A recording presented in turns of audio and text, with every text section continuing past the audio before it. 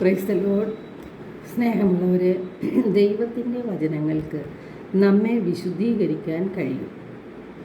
വിശുദ്ധ യോഹന്നാൻ്റെ സുവിശേഷം 15-ാം അധ്യായം 3-ാം തിരുവചനത്തിൽ യേശു പറയുന്നു, ഞാൻ നിങ്ങളോട് പറഞ്ഞ വചനം നിമിത്തം നിങ്ങൾ ശുദ്ധിയുള്ളവരായിരിക്കുന്നു. കർത്താവിൻ്റെ വചനം അന്ധതയിൽ നിന്നും അജ്ഞതയിൽ നിന്നും അശുദ്ധിയിൽ നിന്നും നമ്മെ മോചിപ്പിച്ച് നമ്മെ വിശുദ്ധീകരിക്കാൻ കഴിവുള്ളതാണ്. ദൈവം നമ്മിൽ നിന്നും പ്രതീക്ഷിക്കുന്നതും ആഗ്രഹിക്കുന്നതും നമ്മുടെ വിശുദ്ധീകരണമാണെന്ന് 1 തെസ്സലോനിക്ക 4:3 വിശുദ്ധ പൗലോസ്ലീഹ നമ്മെ പഠിപ്പിക്കുന്നുണ്ട്. അതേ അധ്യായത്തിൽ തന്നെ 7-ാം തിരുവചനത്തിൽ വിശുദ്ധ പൗലോസ്ലീഹ നമ്മെ ഓർമ്മിപ്പിക്കുന്നത് അശുദ്ധിയിലേക്കല്ല, വിശുദ്ധിയിലേക്കാണ് ദൈവം നമ്മെ വിളിച്ചിരിക്കുന്നത് എന്ന്. ജെറമിയ 4:14 കർത്താവ് അരുളി ചെയ്യുന്നുണ്ട്, മനുഷ്യഹൃദയം മറ്റെന്തിനേക്കാളും കാപട്യമുള്ളതും ദുഷിച്ചതുമാണ്.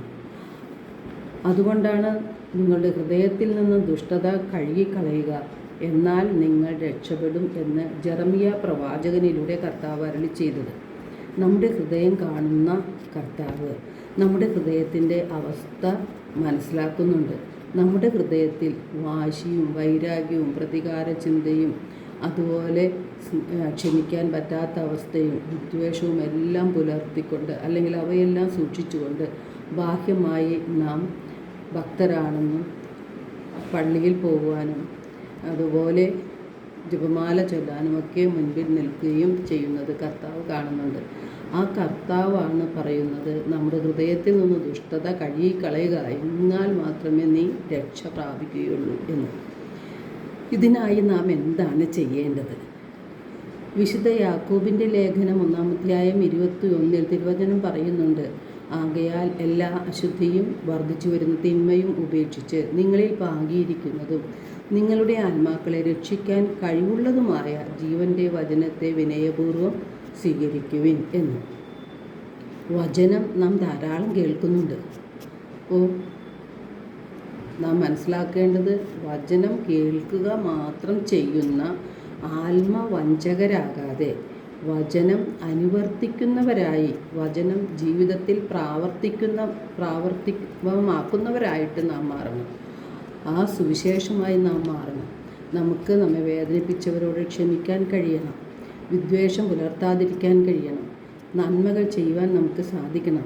നമ്മുടെ നാവിനെ നിയന്ത്രിച്ചുകൊണ്ട് വിശുദ്ധിയിലേക്ക് വളരാൻ നാം ശ്രദ്ധിക്കണം.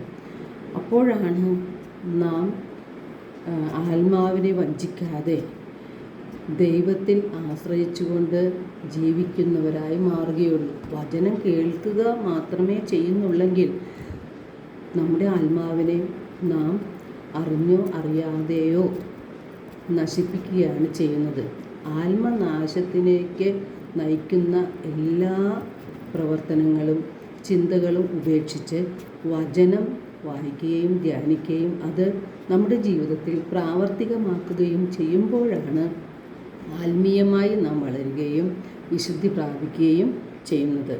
എല്ലാവർക്കും ഒരു നല്ല ദിനം ആശംസിക്കുന്നു. ദൈവം നമ്മെ ഓരോരുത്തരെയും സമർത്ഥമായി അനുഗ്രഹിക്കട്ടെ.